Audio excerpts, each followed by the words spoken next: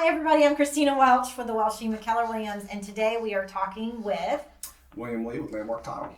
Well, thanks for coming in today. Our team thought it would be fun to go through some questions, rapid fire questions about what title is, what title insurance is, and how you can help out our customer base. Absolutely. Sounds great. All right, so I'll try to go slow through these, but I may just fire away. All right, Sure. What is title and why do you need it? Sure. So this is a common question from owners. What title insurance does, it protects an owner against claims and title defects. So in other words, when you buy a house, how do you know that that owner, the seller, actually owned the property and that there are no defects anywhere along in the chain of title?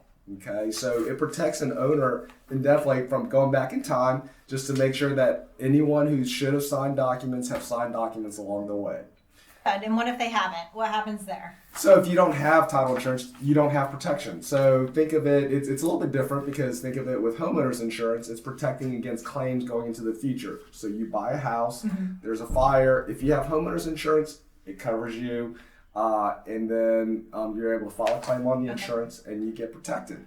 But same thing with title insurance. If you don't have title insurance and there's a defect in title, you don't have any recovery. There's nothing that protects you. Yeah, it's very smart. I have heard a lot of new construction builders say you might not necessarily need title insurance. What would you say about that? I do hear that a lot also, especially from buyers who are trying to save money. They say, well, why do I need title insurance? I know that the builder built the house. I know I'm comfortable with them because they're a big builder. The problem is title insurance also protects against liens and encumbrances. So there might have been subcontractors that didn't get paid that might have put liens against the property. And again, title insurance also protects the owner from claims from before that builder. It's anywhere in the chain of title along in time.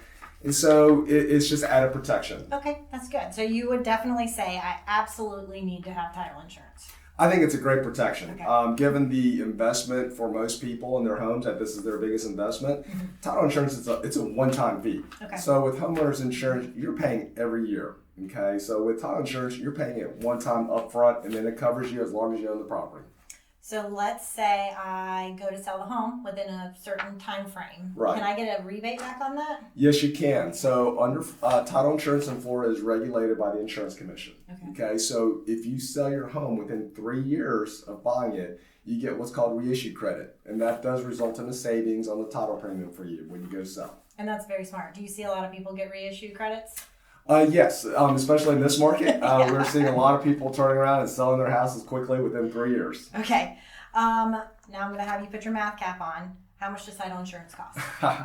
So title insurance is a promulgated rate. So it is set by the Florida Insurance Commission, and it's a graduated rate. So when the dollar figures are lower, the percentages are higher, and then as you go up, that number starts going down. Okay.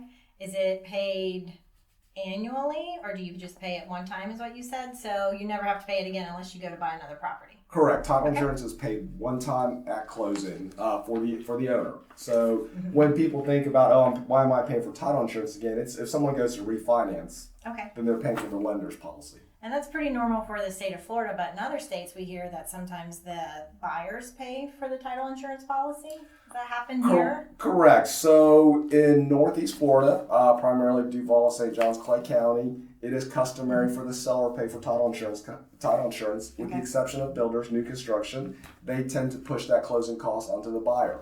There are select counties in the state of Florida where they do push that cost onto the buyer. And then every other state tends to be a little bit different. Okay. So it just depends on the state. Okay. There's been a couple times this year we've gone to help a buyer purchase the property or a seller go to sell, and there comes a title defect.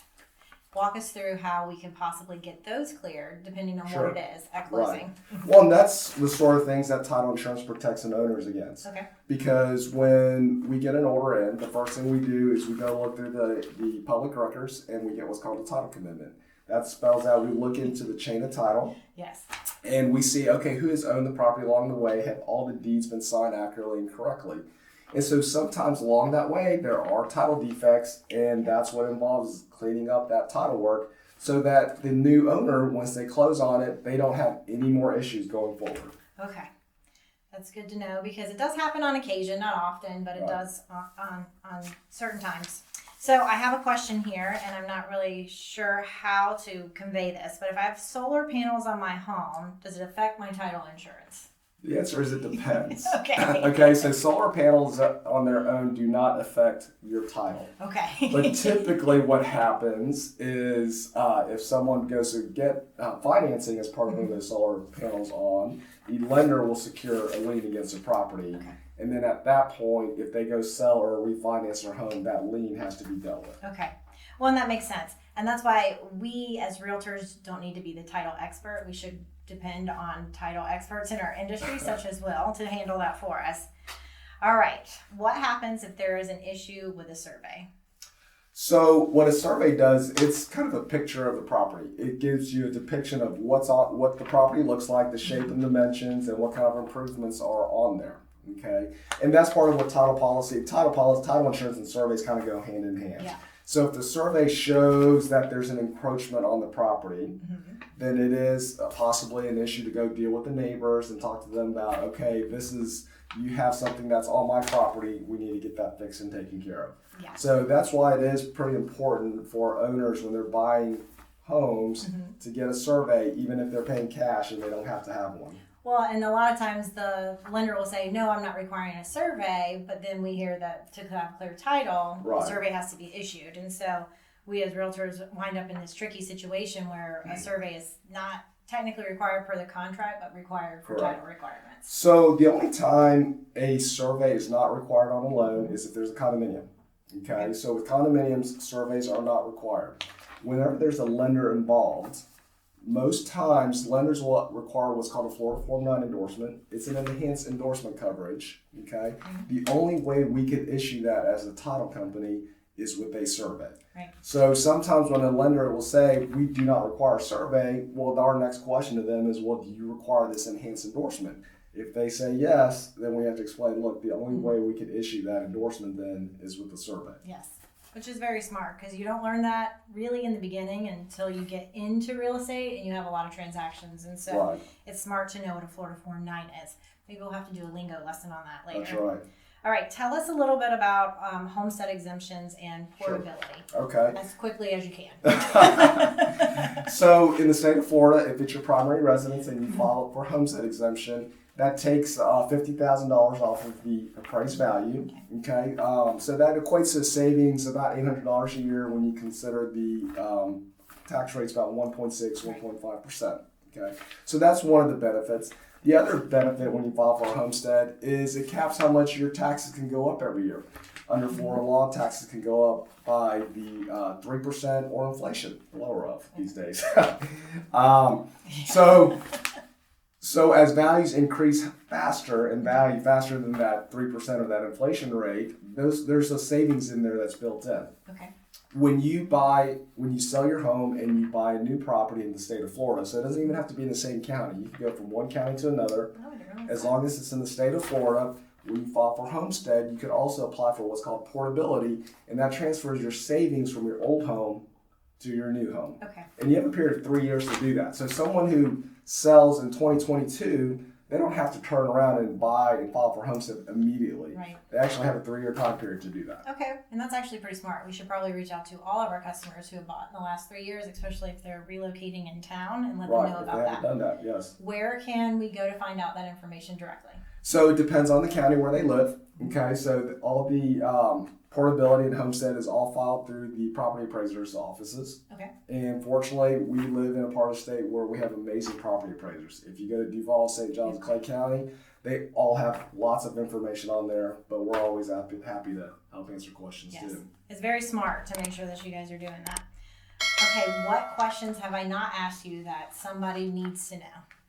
Well, let's see. The most common question, I guess, is taking title. A Okay. lot of times we have people who are married or not married trying to figure out how they're going to take title. Okay, smart. So in Florida, it's always important to know that there's no concept of being legally separated. You're either married or you're single. Okay. Florida is being a constitutional state. That means that if you're married and you're taking out a mortgage and it's your primary residence, a spouse has to sign that mortgage. Okay. And what that is just the spouse acknowledging that the property is subject to this loan, and if the loan is not paid off, the bank has the right to come in and foreclose and take the property. Okay, and it's my understanding that the deed and the mortgage are two different things. So Correct. if I'm married, my husband doesn't have to be on the deed. Correct. But he has to right. be on the mortgage. He does have or to at be least on. acknowledge He has to sign the mortgage. Okay. And what often gets confused is the term on the mortgage or on the loan. Okay. Really, what people are trying to say is they're not on the loan. Okay. Okay. So let's say we have a customer who is separated. They can't find their husband, but they're married still legally, and they have a live-in boyfriend, not married yet. Do we have to track that person down? We do if they want to buy a house as a primary residence Okay. and get financing. I'm sure it can get a lot more complicated than Yes. that, and we have lots of stories that we can go We into do. detail There's on. some fun stories. All right. Well, we appreciate your time today, and thank you for coming in to talk about title. Title is very fascinating and interesting. If you guys did not pick up on a little bit of what Will was saying, but we have all kinds of stories we can dive into. So we appreciate it. Christina Welch, Team Keller Williams. William Landmark Title. And we look forward to working with you guys. Thank you. Thanks.